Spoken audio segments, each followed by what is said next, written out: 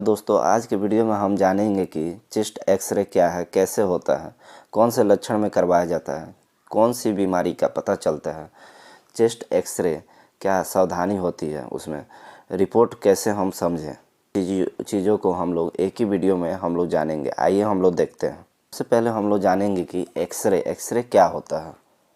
X ray के अंदर दो कलर दिखाई देते हैं, जैसे कि आप लोग डायग्राम में देख सकते हैं। पहला कलर होता है वाइट कलर और दूसरा है ब्लैक कलर, यानी दो ही कलर हमें इसमें हम लोग देखने को मिलता है। वाइट कलर क्या होता है, रेडिएशन बोन्स और हार्ट को भेद कर बाहर नहीं निकल पाती है, इसलिए वो वाइट कलर के दिखाई देते हैं। यानी कि जो रे जो जाती है वो क्या होता है, बोन्स और हार्ट को आगे की तरफ वो भेद नहीं पाता है, तो हमें वो वाइट कलर दिखता है। और ब्लैक कलर कब हमें पता चलता है, रेडिएशन लंग्स को भेद कर आसानी से बाहर निकल जाता है, इसलिए वो ब्लैक कलर दिखाई देता है। यानी कि जो रे जो जाता है वो भेद कर बाहर निकल गया, यानी वो ब्लैक हो गया, यानी ब्लैक कलर हमें दिखाई देगा। इस तरीके से हम लोग एक्सरे को देखते हैं। होप दोस्तों कि आप लोग समझ गए होंगे कि एक्सरे क्या है। जैसे कि आगे हम लोग देख सकते हैं, चेस्ट एक्सरे में ये सब चीज़ों को देखा जा सकता है। क्या क्या देखते हैं, जैसे कि पहला है सीपी एंगल यानी कोस्टोफ्रेनिक एंगल, दूसरा है हार्ट यानी हृदय, तीसरा है लंग्स यानी फेफड़े, चौथा है ट्रेकिया, पांचवा है गैस बबल्स। इन सारी चीज़ों को हम लोग चेस्ट एक्सरे में देखते हैं। हम लोग एक एक करके सारी चीज़ों को बारीकी से जानेंगे आगे। सबसे पहले हम लोग देखेंगे सीपी एंगल यानी कोस्टोफ्रेनिक एंगल। ये क्या होता है, lower sharp part of lungs is called CP angle, यानी फेफड़े के नीचे वाले नुकीले भाग सीपी एंगल कहलाता है। यानी कि जैसे कि डायग्राम में हम लोग देख सकते हैं, लेफ्ट और राइट में ये साइड में नुकीले भाग निकला हुआ है, तो इसको हम लोग सीपी एंगल कहते हैं। यह सामान्य अवस्था में रहता है, पर प्लूरल इफ्यूजन होने पर ये वाइट कलर हो जाता है। यानी प्लूरल इफ्यूजन, इसका मतलब कि फेफड़े के निचले हिस्से में पानी भरा हुआ है।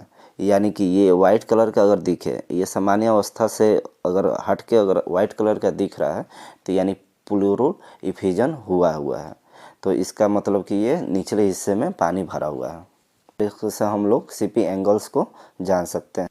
नेक्स्ट है हार्ट, यानी in chest x ray measures cardiac thoracic ratio. इसमें होता क्या है, जैसे कि हृदय की परछाई को मापा जाता है, यानी हार्ट को जो है, हार्ट का जो परछाई है उसको मेजर हम लोग करते हैं। इसमें 50% से कम होना चाहिए। यदि किसी कारण से कार्डियक थोरिक रेशियो बढ़ जाता है तो इसको बोलेंगे कार्डियोमीगली, कि 50% से ज़्यादा नहीं होना चाहिए। अगर ज़्यादा होता है तो कार्डियोमीगली बीमारी हो चुका है, यानी डॉक्टर से हमें मिलना चाहिए।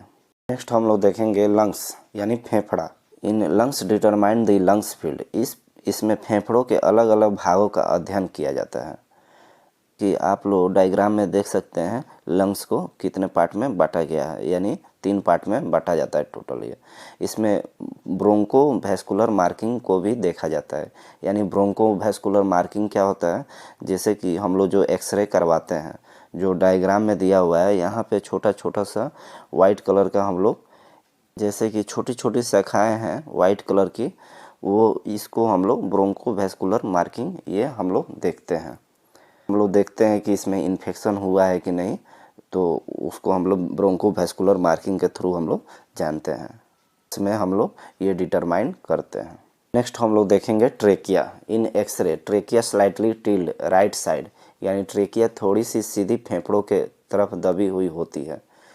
और trachea's internal divided into right and left lungs, ये दोनों लेफ्ट और राइट लंग्स में डिवाइडेड होता है, विभाजित होती है, जैसे कि आप लोग डायग्राम में देख सकते हैं। तो हम लोग देखेंगे जैसे कि ट्यूबरक्लोसिस अगर हो जाता है तो कैसे एक्सरे में हम लोग पता कर सकते हैं। जैसे कि हाइलर लिम्फ नोड, यानी ट्यूबरक्लोसिस होने पर लिम्फ नोड बड़े हो जाते हैं। जैसे कि आप लोग डायग्राम में देख सकते हैं, कैविटी, ट्यूबरक्लोसिस होने पर धीरे धीरे छोटी छोटी कैविटी फेफड़ों में बनने लगते हैं। जैसे कि हम लोग डायग्राम में देख सकते हैं, पूरे जो लंग्स पे है, जो वहाँ पे छोटा छोटा कैविटी वाइट कलर की बनी हुई है, पूरा लंग्स में फैला हुआ है, उसको हम लोग क्या कहेंगे, वो कैविटी बना हुआ है, यानी ट्यूबरक्लोसिस ज़्यादा हो चुका है। तो हम लोग इस तरीके से जानेंगे कि ट्यूबरक्लोसिस हुआ है।